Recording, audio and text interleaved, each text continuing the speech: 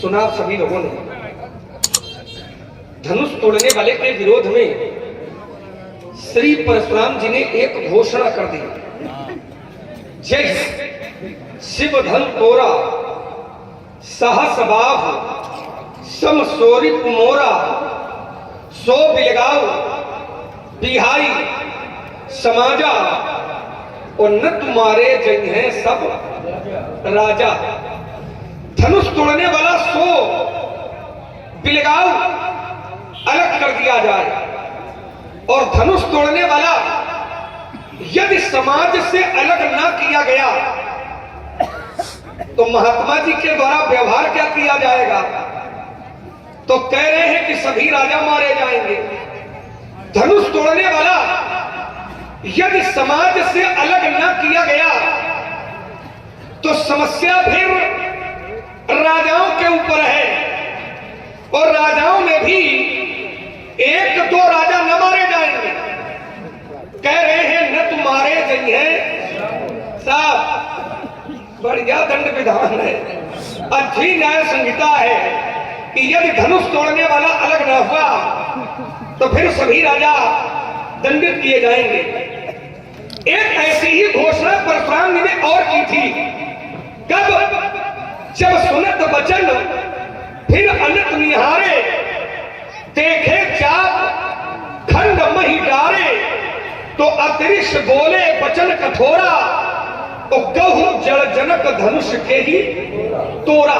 धनुष किसने तोड़ा है उसका नाम बताओ।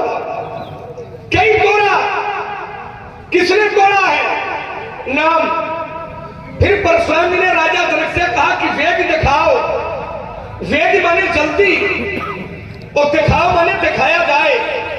या तो धनुष तोड़ने वाले का नाम बताया जाए और यदि नाम न बताया जाए तो फिर धनुष तोड़ने वाला हमको दिखाया जाए।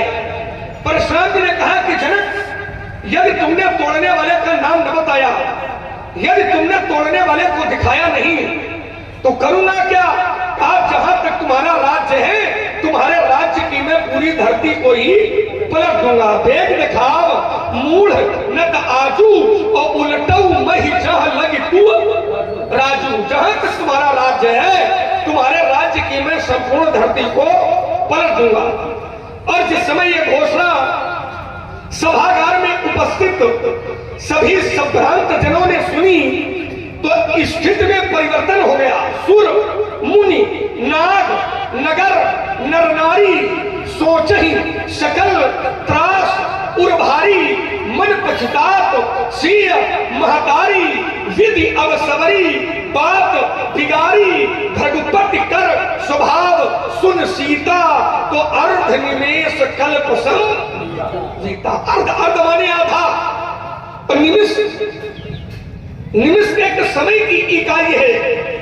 कोई पूछ दे कि निमिष कितने समय को कहते हैं तो जितने समय में हमारी आंख की पलक गिरती है, आंख की पलक गिरने का जो समय है इसको निमिष कहते हैं। और आंख की पलक कब गिरती है इस समय की गणना हम लोग नहीं कर पाते, जान नहीं पाते और आंख की पलक गिर जाती है। और आंख की पलक गिरने का जो समय है इससे आधा समय अर्धनिमेष, आधा समय सीता के लिए कल्प सम, एक कल्प के बराबर लग रहा है। ये कष्ट का चरमोत्कर्ष है, ये कष्ट के सर्वोच्च शिखा का नाम है। और इस कष्ट के प्रणेता, इस कष्ट के देने वाले कोई दूसरे नहीं है, महामुनि स्वयं है। एक बार महापुरुषों की सभा में एक प्रश्न किया गया था, संसार में ऐसा कौन सा कर्म है जो सबसे अच्छा कर्म है? आचार्यों ने कहा सबसे अच्छा कर्म वह कर्म कहलाता है कि व्यक्ति करे कर्म लेकिन उसका कर्म कर्म के रूप में स्वीकार न किया जाए, वरन करे कर्म लेकिन उसका कर्म धर्म के रूप में स्वीकार किया जाए। आचार्यों ने कहा फिर ऐसा कौन सा कर्म है कि किया जाए कर्म लेकिन बन जाए धर्म, तो आचार्यों ने उत्तर दिया कि परहित सरिस धर्म नहीं भाई, परोपकार से बढ़ करके संसार में कोई भी दूसरा धर्म नहीं है। जबकि यथार्थ ये है कि परोपकार करना ये धर्म नहीं है, ये कर्म है। परोपकार करना ये धर्म नहीं है, ये कर्म है। लेकिन कर्म इतना पवित्र है, कर्म इतना अच्छा है कि ये कर्म कर्म के रूप में नहीं स्वीकारा गया है, ये कर्म धर्म के रूप में स्वीकारा गया है। सबसे अच्छा कर्म परोपकार और सबसे निम्न कोटि का कर्म, और इसी के आगे ढाली है कि पर प्रीड़ा सम नहीं अधमाई, अधमाई अधम्मा ने निम्न कोटि का, दूसरे को पीड़ा पहुंचाने से बढ़ करके संसार में कोई भी अधमाई निम्न कोटि का कर्म नहीं है। दुर्भाग्य है कि परशुराम जी उत्तम है, परशुराम जी उत्तम कुल में जन्मे हैं, परशुराम जी उत्तम महापुरुष है, परशुराम जी महात्मा है। लेकिन दुर्भाग्य ये है कि परशुराम जी उन कर्मों को स्वीकार किए हुए हैं जिन कर्मों को हमारे आचार्यों ने अधम कोटि के कर्मों के रूप में स्वीकार किया। तो मैं विचार करता हूं कि परशुराम जैसा व्यक्ति यदि कर्म अधम कोटि का करेगा और यह प्रश्न चिन्ह ठीक नहीं है। इस निर्णय पर, इस विचार पर पुनर्विचार की आवश्यकता है, पुनर्विचार करना चाहिए। हाँ, यदि कोई स्थिति, कोई परिस्थिति यदि ऐसी जन्म ले ले कि हमें पीड़ा पहुंचाना है, तो फिर पीड़ा दुष्टों को पहुंचाना है, पीड़ा अत्याचारियों को पहुंचाना है, पीड़ा अनाचारियों को पहुंचाना है, पीड़ा पापियों को पहुंचाना है, लेकिन पीड़ा साधु पुरुषों को नहीं पहुंचाना है। अच्छा, सौभाग्य यह रहा कि महाराज जी ने यही काम जीवन में किया भी है। दुष्टम क्षत्रम भुवो भारम, जो दुष्ट प्रवृत्ति के लोग थे धरती के भार के रूप में, तो उन दुष्ट प्रवृत्ति के लोगों पर परशुराम जी ने फरसा चलाया है, तो दुष्टों को पीड़ित किया है। इसके लिए आप में दुष्टों के ऊपर आपने भरोसा चलाया है, इसके लिए मैं आपको प्रणाम करता हूं। दुष्टों को आपने पीड़ित किया है, आपने अच्छा किया है, लेकिन यही काम यदि साधु पुरुषों पर भी होगा तो यह कर्म थोड़ा विचारणीय है कि यह कर्म अच्छे कर्म के रूप में स्वीकार नहीं किया जाएगा। हाँ, समस्या एक है महाराज जी की, एक समस्या है। समस्या क्या है कि परशुराम जी धनुष तोड़ने वाले की खोज करना चाहते हैं, लेकिन कोई भी धनुष तोड़ने वाले का परिचय नहीं दे रहा है। राजा जनक से इन्होंने पूछा भी था कि जनक धनुष किसने तोड़ा, लेकिन परिणाम क्या मिला कि अति डर उत्तर देत नप नहीं, राजा ने कोई भी उत्तर नहीं दिया। ये समस्या का ताला लगा है, और जब समस्या का ताला लगा हो तो भैया ताला कैसे खुलता है? अगर ताला लगा है तो ताला कैसे खुलता है? तो ताला खुलने का सरल उपाय एक ही होता है। क्या होता है? यदि चाबी मिल जाए तो फिर ताला बड़ी आसानी से खुल जाता है। चाबी मिले तो फिर ताला खुले, ताला खुल जाता है। अच्छा, ये भी हम नहीं कहेंगे कि परशुराम जी के पास चाबी नहीं है, हम ये भी नहीं कहेंगे इनके पास चाबी नहीं है। चाबी तो छोड़ो, महाराज जी के पास तो चाबियों का गुच्छा है।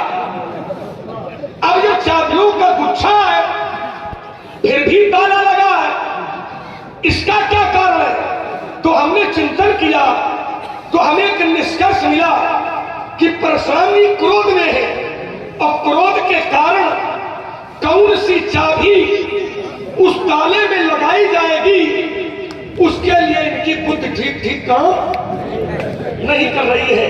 कारण है कि परशुराम जी जानकारी का ताला, ध्यान देना मेरे शब्दों पर, परशुराम जी जानकारी का ताला क्रोध की चाबी से खोलना चाहते हैं, लेकिन मेरा विचार कहता है कि जानकारी का ताला क्रोध की चाबी से नहीं खुलता है। उसके लिए चाबी बदलनी पड़ेगी, उसके लिए चाबी का परिवर्तन करना होगा, क्योंकि क्रोध की चाबी से जानकारी का ताला। पंडित जी प्रणाम। आयुष्मान और स्वामी जी सब कुशल मंगल। समाचार तो बहुत ही खराब है। हमें लगता समाचार खराब होने के मूल में कहीं धनुष का टूटना तो नहीं है। अवश्य। तो एक बात बता दे महाराज, और कहीं धनुष के टूटने से समाचार खराब हो गए, धनुष के टूटने से क्रोध की निष्पत्ति हो गई, तो यदि क्रोध का कारण धनुष का टूटना है तो फिर बहुत धनु ही तोड़ी लड़काई। लड़काई में हमने बहुत तोड़ी है, और जब बहुत तोड़ी तब कबहू ना असरिस असरिस कसरिस कसरिस। दो शब्द है, एक है अस और दूसरा है कस। अस माने होता है ऐसा और कस माने कैसा।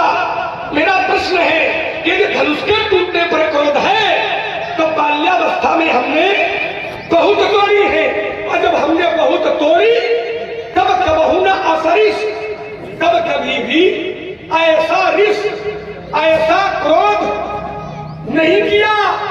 तो क्या इस धनुष के प्रति ममता, और यदि ममता है, यदि ममत्व है, तो कई हेतु, इसका हेतु क्या है, इसका कारण क्या है, व्यक्त करें पूज्यपाद प्रश्न। हेलो, हाँ अभी समाज में उद्दंडता और विद्वत्ता की आग उगलने वाले राजकुमार अपने शब्द विन्यास, वाक्य शैली और परमार्थिक भाषा के माध्यम से एक तपस्वी की तपस्या पर ये तपास से त्रासा समाचार चढ़ने का जो तुमने दुस्साहस किया है, ये तुम्हारे भावी जीवन के लिए कितना हानिकारक सिद्ध होगा, इसकी तुमने अतीत में कल्पना तक नहीं की होगी। कुमार लक्ष्मण, जहां से तुमने आरंभ किया वहीं से हम प्रारंभ करते हैं। सुमित्रा नंदन राजकुमार ने कहा कि परशुराम की घोषणा उल्टा मई चहलग तू राजू, ये जब मिथिला वासियों ने सुना तो सुर मुनि नाग नगर नर नारी और सोचे सकल त्रास भारी, ये सब भयभीत हो गए। रघुपति कर स्वभाव सुन सीता, अर्ध निवेश कर संवीता, मन पछतात सी महतारी, प्रीति अब सबरी बात बिगाड़ी आज्ञात। लक्ष्मण का ये कथन कि आपके क्रोध करने से ये सब भयभीत हो गए, ये डर गए। मेरे हृदय ने विचार किया कि ये रामचरितमानस को भाषाबद्ध करने वाले जिस महाकवि ने इसके प्रति समर्पण किया है, उसी महाकवि ने एक और ग्रंथ लिखा अनेक ग्रंथों में से, जिसका नाम दोहाबली है। उसमें स्पष्ट रूप से कहा गया है, राम कहा रघुनाथ सो अस कही नायो माथ, अभय होय जो तुमका करे और धरे चरण पर माथ।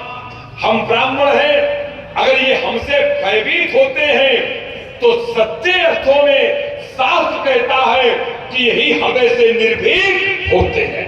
अभय होय जो तुमका डरे, जो आपको डरता है, आपसे भय खाता है, सच्चे अर्थों में वही निर्भय होता है। तुमने कहा ये दुख मिल रहा है, ये दुख है इनको, तो दुख का कारण हम नहीं है। ये ग्रंथ रखा है, इसका एक स्पष्ट संकेत है, काहू न को सुख दुख कर दाता और निज कृत कर्म भोग सब दाता। अपने अपने कर्म का ही सब दुख और सुख भोगते हैं। काहू न को, उनके लिए कोई सुख और दुख देने वाला नहीं है। निज कृत कर्म, तो इनका ये अपना कर्म है जिसके कारण ये दुखी है और दुख भोग रहे हैं। आइए बहुत संक्षेप में आपको उत्तर चढ़ाऊं। एक युति में तो लक्ष्मण ने और किया, कहा कि जानकारी का ताला क्रोध की चाबी से नहीं खुलता है। जानकारी का ताला क्रोध की चाबी से नहीं खुलता है। लक्ष्मण, हमने जानकारी ही की थी। राजा जनक से हमने सबसे पहला प्रयोग किया था और कहा था गौचर जनक धनुष के तोड़ा। हमने कहा, पूछा, राजा जनक मौन हो गया। क्रोध में पूछा तो क्रोध में जानकारी मिलती नहीं, ये आपका कथन है। आज भी हमारे सनातन धर्मावलंबी माता पिता उपस्थित है, ये गृहस्थ है। परिवार में कोई बालक अनुचित कार्य कर देता है, हमारी दृष्टि से ओझल होकर के कोई कार्य कर देता है, हम नहीं देख पाते तो माता पिता डांट कर पूछते हैं, हल्का क्रोध भी दिखाते हैं और क्रोध में पूछते हैं। बालक सत्य उगल देता है, सत्य बता देता है। हमने भी राजा जनक के साथ वही व्यवहार किया था, लेकिन अब इधर उधर देख नहीं। राजा मौन हो गया, राजा शांत हो गया, राजा के मुख से कोई उत्तर नहीं निकला। इसके आगे की मैं कोई और दुखा अपनाता, आपके अग्रज खड़े हो गए और उन्होंने अपना राग सुनाना हमें प्रारंभ किया। नाग समुदन भंजनिहारा, कोई एक दास तुम्हारा, आपका कोई दास होगा, थम के कर्त में लेकर के डाल दिया। ये कोई बतलाने का तरीका है? किसी से पूछा जाए ये कार्य किसने किया, ये अपराध किसने किया, ये अनुचित कार्य किसने किया, और बताना वाला बता दे कि आपका ही कोई दास होगा। ये हम के कर्त में डाला, आपके बंद में हमको ले जा करके। इसलिए लक्ष्मण, आपका ये अंतिम कथन, ये जन पर ममता, तुम्हें धनुष से ममता क्यों है? हमें धनुष से ममता किंचित मात्र नहीं। पूछो क्यों? इसलिए कि आपके पूर्वज थे महाराज मनु श्री हरि की नाभ से कमल, कमल से ब्रह्मा, ब्रह्मा से मरीच, मरीच के कश्यप, कश्यप के विवस्वान और विवस्वान के वैवस्वत मनु ने अपने विचारों को संकलित किया तो एक ग्रंथ बना, जिसे उन्हीं के नाम पर, स्मृति के नाम से जाना गया, मनुस्मृति। उसमें उन्होंने कहा, विप्राराम तो ज्ञान तो ज्येष्ठम, क्षत्रिय राम तो वीरता। ब्राह्मण ज्ञान से श्रेष्ठ होता है, क्षत्रिय वीरता से श्रेष्ठ होता है। वैश्य जिसके पास धन अधिक हो वो श्रेष्ठ माना जाता, और चतुर्थ वर्ण सेवा से महान होता है। हम ब्राह्मण हैं, हम ज्ञानी हैं, ज्ञानियों के हृदय में ममता नहीं होती। ये ग्रंथ कहता है, रस रस सुख सरित सर पानी और ममता त्याग करे जिम ज्ञानी। ज्ञानियों के हृदय में ममता नहीं होती। इसलिए लक्ष्मण, मेरे हृदय में कोई ममता नहीं। रेन बालक काल बस ये पूर्ण सार्वजनिक संक्षिप्त, ये रेन बालक काल बस ये पूर्ण स्वभाव विद्वानों की समाज है, और ऐसी समाज का गठन ये तत्व ही देखने को सुलभ हो पाता है। इसलिए किसी भी हास्य का पुट न देते हुए मैं सीधे गंभीरता से आपके प्रसंग को रहा। रेन बालक काल बस ये पूर्ण समाज, राजा के लड़के सवाल करके नहीं बोलता। धनी संत प्रार्थन, कहा भगवान शंकर का धनुष, जिन्होंने लोकार्थ, परोपकारार्थ, जनहितार्थ बहुत कुछ किया है। इसलिए विदित सकल संत। आइए, महाराज जी ने कहा से विराम लगाया है।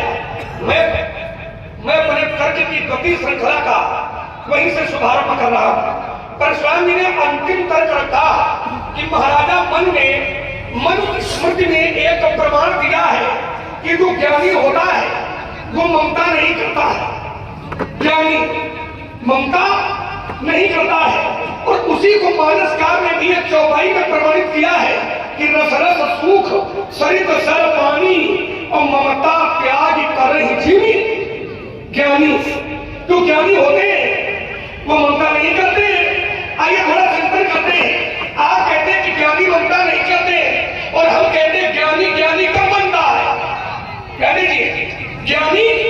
ज्ञानी कब बनता है? जब उसको ज्ञान मिलता है। तो ये ज्ञान क्या है? ज्ञानी तब बनता है जब उसको ज्ञानार्जन होता है, जब ज्ञान होता है। तो ज्ञान क्या है? तो वेद कहते हैं कि ज्ञानम अनंतम ब्रह्म, जो ज्ञान है वही ब्रह्म है, वही ईश्वर है। और जो ज्ञान है वो ब्रह्म है, तो जो ब्रह्म है वो ईश्वर है। और जबकि ईश्वर स्वयं ममता करता है। आप कहते हैं ज्ञानी ममता नहीं करता। ज्ञानी ममता क्यों नहीं करता? क्योंकि ज्ञान होता है उसको। और जो ज्ञान है स्वयं साक्षात ज्ञान का विग्रह, वो स्वयं ममता करता है। वो आचार्य कहते भी है कि प्रणव पूर्व नर नारी बहोरी। मैं नगरवासियों की वंदना करता हूं। क्यों करता हूं? इसलिए करता हूं कि इन नगरवासियों पर जो परमात्मा की ममता है वो थोड़ी नहीं है, वो बहुत ज्यादा है। प्रणव पूर्व नर नारी बहोरी, इसलिए बहोरी है क्योंकि ममता जिन पर प्रभु ही न थोड़ी। ममता परमात्मा की नगरवासियों पर थोड़ी नहीं है, बहुत ज्यादा है। तो आपके पक्ष से ममता अस्वीकार है और मेरे पक्ष से ममता स्वीकार है।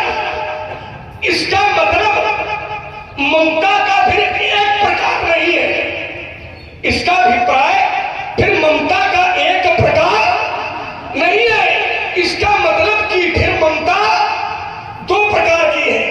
एक है सांसारिक और दूसरी है ईश्वरी, जिसको परमार्थिक कहते हैं। तो सांसारिक ममता का त्याग किया जा सकता है, लेकिन परमार्थिक ममता का त्याग नहीं किया जा सकता है।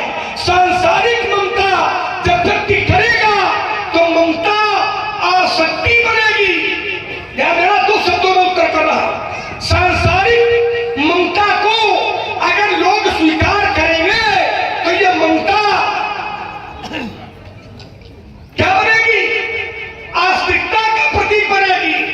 सांसारिक ममता करोगे तो यह ममता विनाश की ओर ले जाएगी, लेकिन परमात्मा से ममता करोगे तो यह ममता फिर भक्ति के रूप में कहलाएगी। इतना अंतर है। संसार से करोगे तो ममता आसक्ति है और परमात्मा से करोगे तो ममता भक्ति है। तो परमात्मा से करो ठीक है, लेकिन संसार से करो वो ठीक नहीं है। पहला तर्क का उत्तर। दूसरा तर्क, हमने कहा था कि महाराज जी के व्यवहार से लोग दुखी हैं। तो पंडित जी ने कहा कि लक्ष्मण मेरे व्यवहार से थोड़ी दुखी है। ये तो मानस में एक चौपाई है कि काहु न को सुख दुख कर दाता और निज कृत कर्म भोग सब भ्राता। ये मेरे कारण दुखी थोड़ी है, ये तो सब अपने अपने कर्मों से ना। चूंकि समस्याएं दो प्रकार की होती हैं। एक है प्राकृतिक समस्या और दूसरी है अप्राकृतिक समस्या। प्राकृतिक समस्या हो तो दोष किसी का नहीं है, लेकिन अगर अप्राकृतिक समस्या है तो उदाहरण छोटा सा, किसान है, फसल बोई, फसल पक करके खड़ी हुई, अचानक ओलावृष्टि हो गई। ध्यान दीजिए, किसान ने फसल बोई और फसल पक करके खड़ी हुई, अचानक ओलावृष्टि हो गई। तो इसमें तो ये लगेगा निज कृत कर्म भोग सब भ्राता। अब फसल बोई, फसल पक करके खड़ी हुई और खड़ी फसल को कोई आगी लगा जाता, क्या इसमें भी ये लगेगा कि काम को कोई सुख दुख करता था? इसमें ये नहीं लगेगा, क्योंकि एक संसार के द्वारा दी गई समस्या और एक भगवान के द्वारा दी गई समस्या। तो जो भगवान के द्वारा समस्या दी जाएगी उस पर कोई प्रश्न चिन्ह नहीं है, लेकिन जो संसार से समस्या दी जाएगी उस पर प्रश्न चिन्ह है।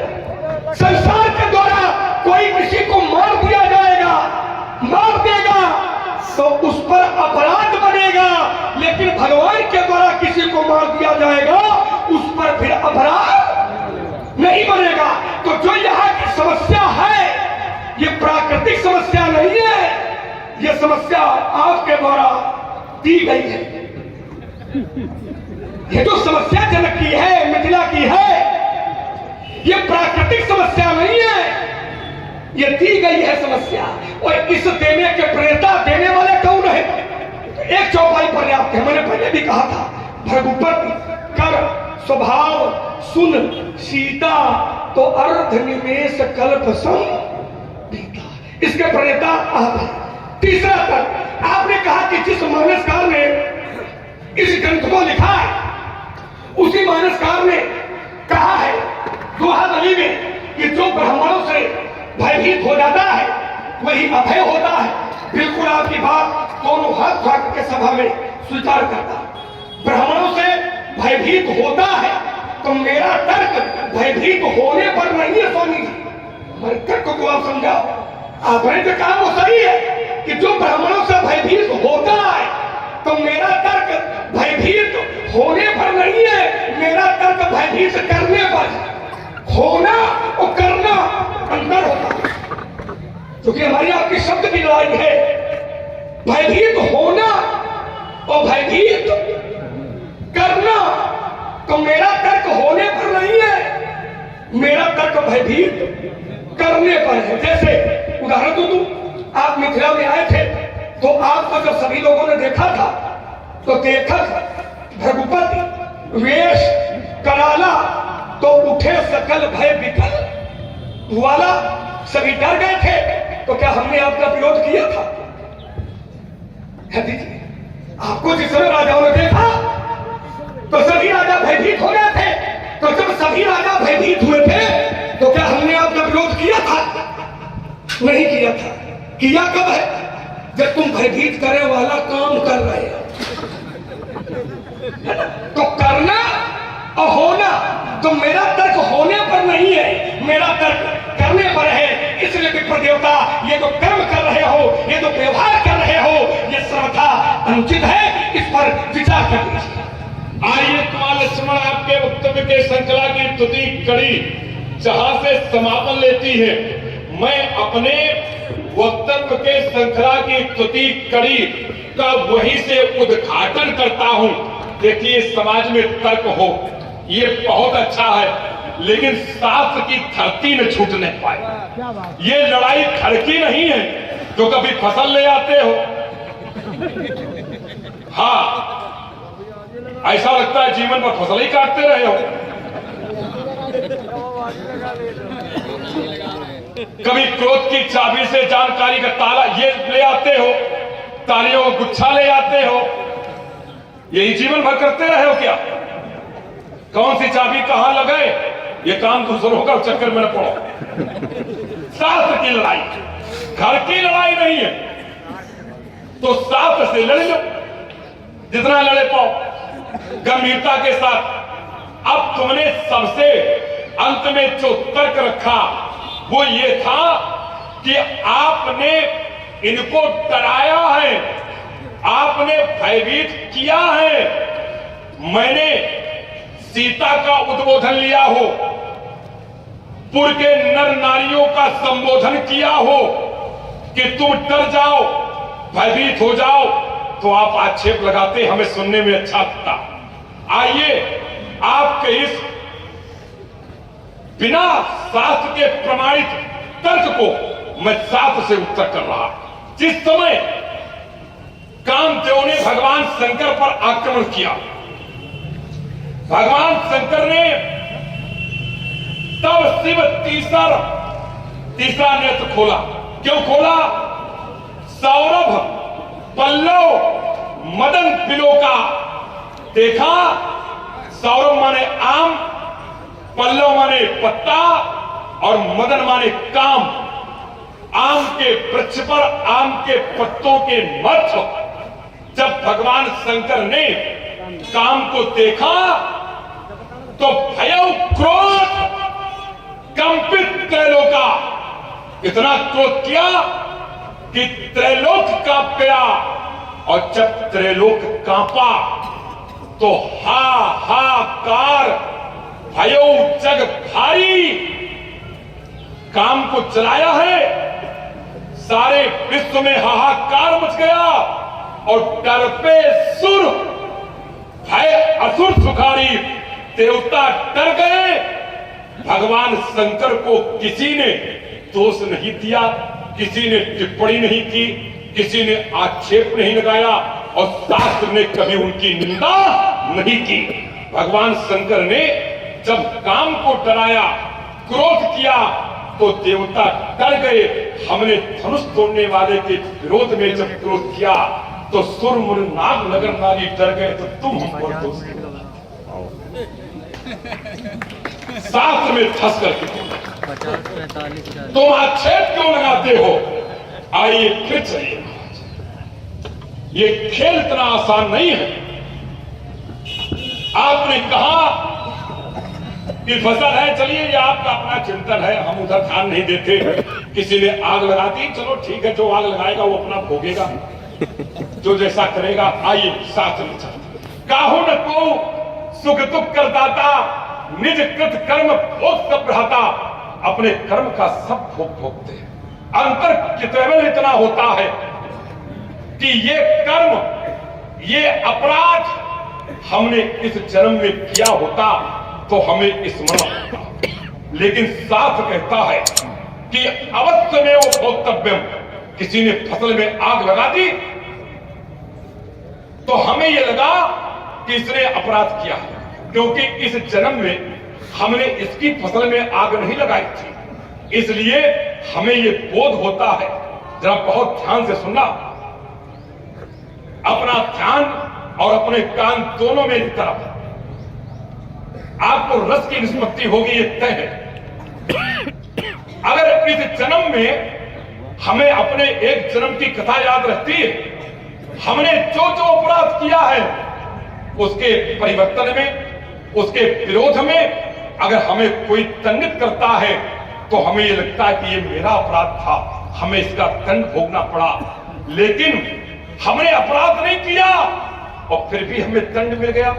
हमने किसी की फसल नहीं जलाई, किसी ने मेरी फसल जला दी, तो हमें तत्काल ये बोध होता है कि ये तो मेरे साथ अन्याय हो गया। ठीक है, एक जन्म का अन्याय वो दिखता है, ये सत्य है, लेकिन ग्रंथ कहता है कि अवश्य में वो भोक्तव्यम कृतम कर्म शुभाशुभम। हमें अवश्य भोगना पड़ेगा अपने शुभ और अशुभ कर्मों का फल। बोले महाराज कब तक भोगना पड़ेगा? तो कहा कोटि कल्प सतैर मत। 1 करोड़ कल्पों का भोग हमें किसी भी जन्म में भोगना पड़ सकता है। मित्रों, 4,32,000 वर्ष का एक कलयुग था। जरा विचार कीजिए, 4,32,000 वर्ष में हम हजारों बार जन्म लेते हैं और हजारों बार मरते हैं। आज के 500 वर्ष पहले या 500 जन्म पहले हमने कोई अपराध किया था, उसका फल वहां नहीं मिला था, उसका फल हमको इस जन्म में आकर के भोगना पड़ा।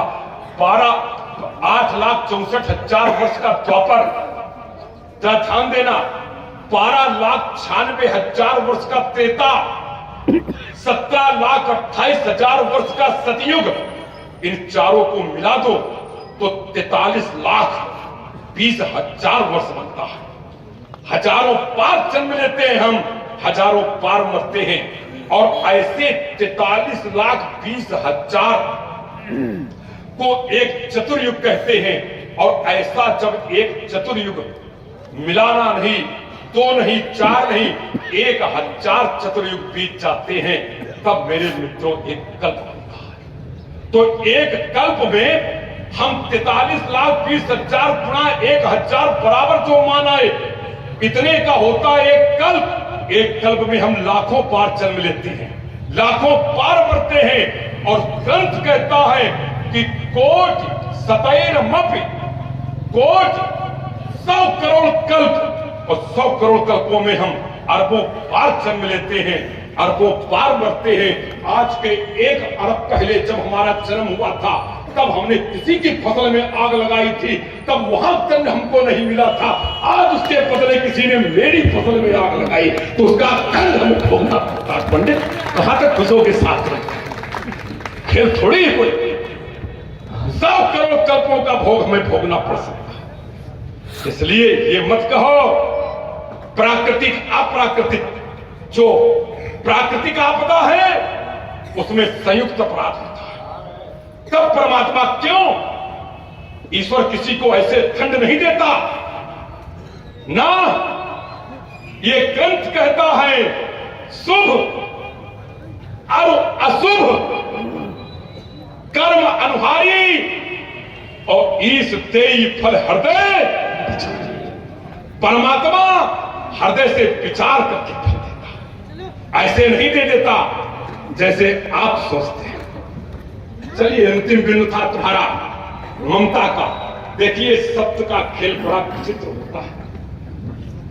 आपने सपाट शैली में एक आरोप लगाया था, यही धन पर ममता कई हेतु, तो हमने सत्य ममता पकड़ा और पकड़ करके सीधे उठाया और उठा करके रख दिया जा करके रस रस सूख सरित तक पानी ममता त्याग करे चल गया। अब तुम्हें लगा कि खेल तो बिगड़ गया, तो अब ममता के आगे पीछे तुमने लगाना शुरू किया कि एक ममता परमार्थिक होती है, एक ममता लौकिक होती। अरे पहले से सोच विचार के बोलते कि लौकिक वाला लगेगा कि परमार्थिक वाला लगेगा।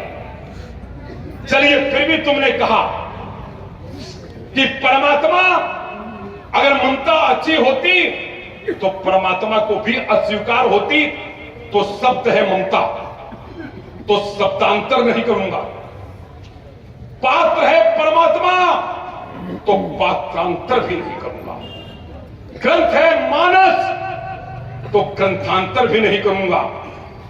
और श्रोता समाज के भक्त है तो भक्त का अंतर भी नहीं करूंगा, केवल मत का अंतर करूंगा, मतांतर करूंगा। एक बार प्रभु ने अपने पुरजनों को बुलाया, परिजनों को बुलाया और परिजनों को बुलाया और बुला करके एक समाज का गठन किया। और उसी समाज में भगवान ने कहा, प्रभु ने कहा कि सुनो सकल पुरजन मम पानी। ये प्रभु के वाक्य हैं। आपने परमात्मा को रखा है कि परमात्मा को स्वीकार है ममता, और देखिए यही परमात्मा है, तुम्हारे वाले बदले नहीं है। और कैसे ममता को तिरस्कृत करते हैं।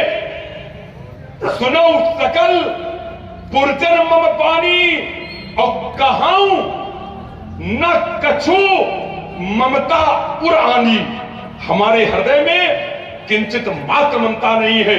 अस्वीकार कर दिया, तिरस्कृत कर दिया, साफ शब्दों में कह दिया नहीं अनीत नहीं कछु प्रभुताई और सुनाऊ करो जो तुम्हें सुहाई। मैं वर्चस्व नहीं दिखाता, प्रभुता नहीं दिखाता, अनित की बात नहीं करता, लेकिन सोई सेवक। तीसरी चौपाई है इसके नीचे, सोई सेवक प्रियतम मम सोई मम अनुशासन माने सोई। जो मेरी आज्ञा मानेगा वही सबसे प्रिय। 3 शब्द होते हैं, प्रिय, प्रियतर और सर्वोच्च होता प्रियतम। तो प्रभु ने कहा सोई सेवक प्रियतम मम सोई मम अनुशासन माने जोई। मेरी बात को जो मानेगा, मेरी आज्ञा को जो मानेगा, मेरी विचारधारा को जो स्वीकार करेगा वही सेवक में सबसे प्रिय होगा। ये प्रभु ने कहा कि कहो न कछ ममता उर आनी। ये 3 तक आपके थे, मैं भी हाँ सुंदर हमारी ओर केंद्रित करें। और दुर्भाग्य से मैं ये कहने के लिए पात्र हूँ कि महाराज जी ने अपनी प्रस्तुति में बिंदु कम जांचे हैं, व्यक्तित्व ज्यादा जांच दिया है ना। तो निवेदन ये है कि महाराज जी बिंदु जांचो, व्यक्तित्व न जांचो। कारण है कि आप हमारा व्यक्तित्व जांचोगे, फिर हम आपका व्यक्तित्व जांचेंगे, और अगर हम आपका जांचेंगे तो फिर समस्या हो जाएगी, फिर बिंदु पीछे हो जाएंगे, व्यक्तित्व का जांचना आगे हो जाएगा। तो व्यक्तित्व न जांचो, बिंदु जांचो। अब बिंदु तुम जितनी गहराई से जांच पाओ, जितनी गहराई से हमारी बात काट पाओ, उसका हम स्वागत करेंगे। बाकी ये बताओ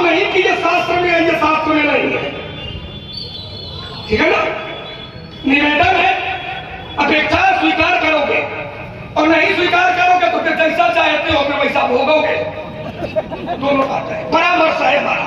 बिंदु चाचा उसमें हमको कोई पीड़ा नहीं है। तर्क हमारा समाज में हमारी बात को एकदम काट दो, हमको कोई विषाद नहीं होगा, कोई कष्ट नहीं होगा, लेकिन व्यक्तित्व मत छोड़िए, है ना। ये हमारा निवेदन है। बाकी आपका मन है जैसा आप करोगे, पीछे से हम से शुरू हो जाएंगे, है ना। अब आपने कहा कि लक्ष्मण बताओ ये फसल वाला तर्क नहीं आया है, क्यों भाई फसल वाला तर्क क्यों नहीं लाएंगे? ये गलत कहा है क्या दो प्रकार की समस्या नहीं होती है? एक ईश्वर के द्वारा प्रदत्त की गई समस्या और एक संसार के द्वारा दी गई समस्या। तो संसार के द्वारा जो समस्या दी जाती है, क्या वो समस्या ईश्वरी समस्या है? और संसार के द्वारा दी जाने वाली ईश्वरी समस्या है, तभी न्यायालय और न्यायाधीश ये कहा जाएंगे।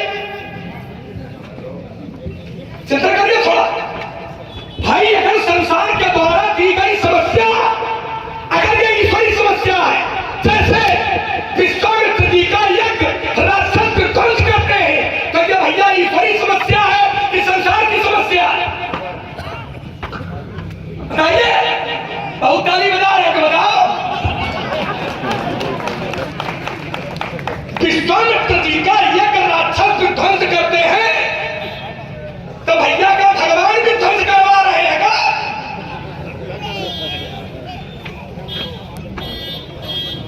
अनर्गल बोलने से संवाद पंडित जी नहीं होता है। इसीलिए कहा था बिंदु न जाओ, व्यक्तित्व जाओ। और ये संसार के द्वारा दी गई समस्या विश्वामित्र जी का यज्ञ के ध्वंस करना नहीं है, तो फिर विश्वामित्र जी के द्वारा निशाचरों का वध क्यों करवाया गया? जब ये ईश्वरी समस्या है तो ईश्वरी समस्या पर फिर कोई प्रश्न चिन्ह नहीं लगता है। जैसे कोई भी व्यक्ति यदि धरती पर जन्मा और समाप्त हो गया है तो कोई उंगली नहीं उठाएगा, लेकिन को का मार के चला जाए तो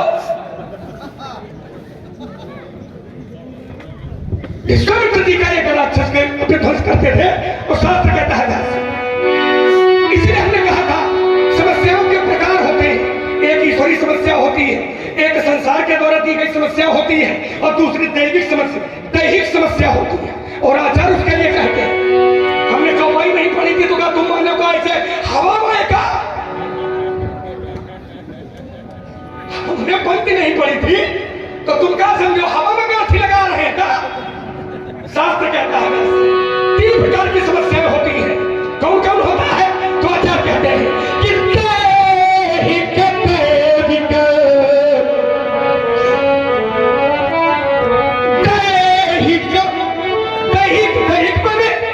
दैहिक माने शारीरिक,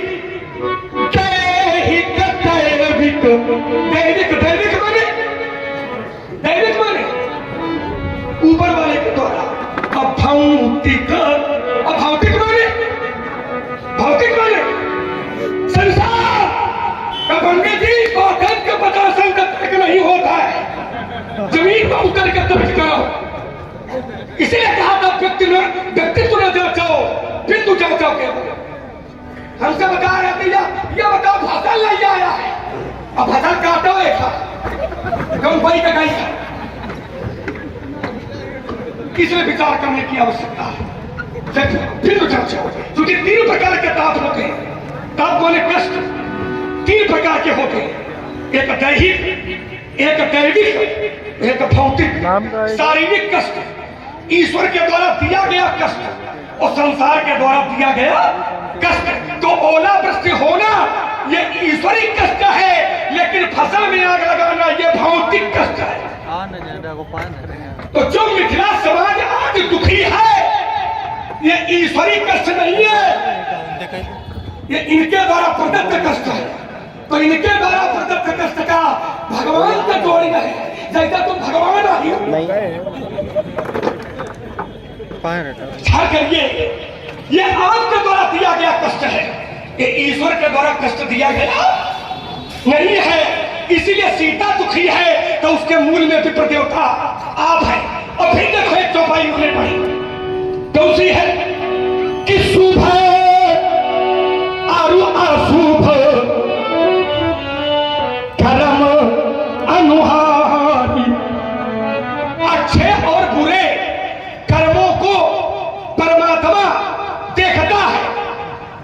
तो ईमानदारी से सोचिए भैया कि जनक की जो धरती पलटाई जा रही है महाराज जी के द्वारा, क्या ये ईश्वर के द्वारा दंड दिया जा रहा? तुरंत बनाएगी।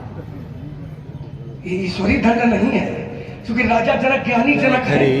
ईश्वरी दंड होता तो दोष नहीं लगता है ना। इसीलिए विचार करने की आवश्यकता है। ये दंड आपके द्वारा, आप हमने कहा आपसे भयभीत है, तो एक कामदेव का प्रसंग आपने सुनाया और उसमें लोगों ने बड़ा आपका स्वागत किया। अब इसमें अंतर क्या है? अंतर देख लियो। शंकर जी ने जो क्रोध किया है वो केवल कामदेव पर किया है, संसार पर शंकर जी ने क्रोध नहीं किया है। तब श्रीमती सर नैन उघारा चितवत काम भय उतर छारा, कामदेव पर केवल शंकर जी ने क्रोध किया है। लेकिन आपका क्रोध केवल जनक पर नहीं है, पूरे राज्य पर। उलटाऊ मैं जह लग तू राजू, राजू माने राज्य। जो आपका क्रोध है वह व्यक्ति विशेष नहीं है, आपका क्रोध राज्य विशेष पर है। शंकर जी का क्रोध व्यक्ति विशेष पर है। और देखिए, इसीलिए शंकर जी के क्रोध से लोग भयभीत तो हुए हैं, लेकिन शंकर जी ने किसी को भयभीत नहीं किया है। वैसे ही आपसे भी लोग भयभीत हुए थे, लेकिन मैंने कोई प्रश्न चिन्ह खड़ा नहीं किया था। खड़ा तब किया है जब आप भयभीत कर रहे हो। इसीलिए कहा था भय का होना और भय का करना, इसमें अंतर है।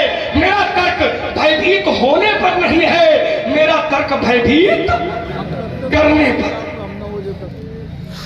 समझिए, तीसरा तर्क और अंतिम तर्क ममता पर आइए।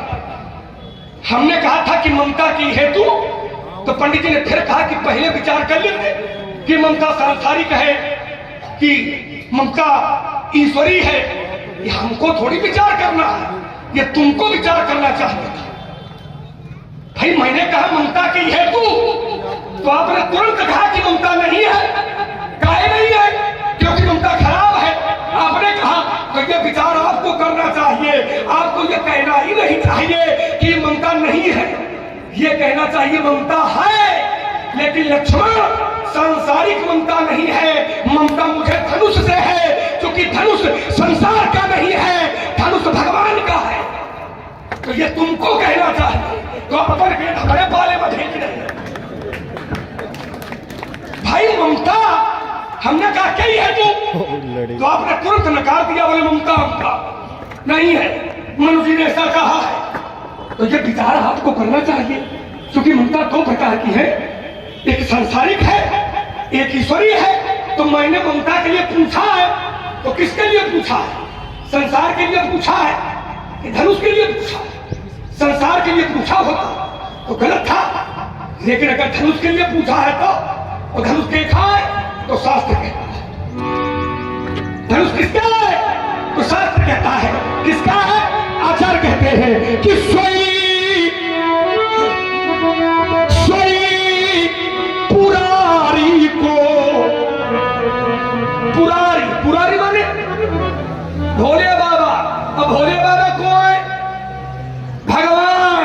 तो भगवान से ममता करने पर ममता कभी बुरी नहीं होती है, और इसीलिए भगवान स्वयं कहते हैं। आपने जैसे प्रमाण दिया था कि मैं पाठांतर नहीं करूंगा, भगवान ने कहा है तो मैं भगवान का अंतर नहीं करूंगा। ग्रंथ का प्रमाण है तो मैं ग्रंथांतर नहीं करूंगा। तो ये तीनों प्रमाण मैं ही कहता हूं।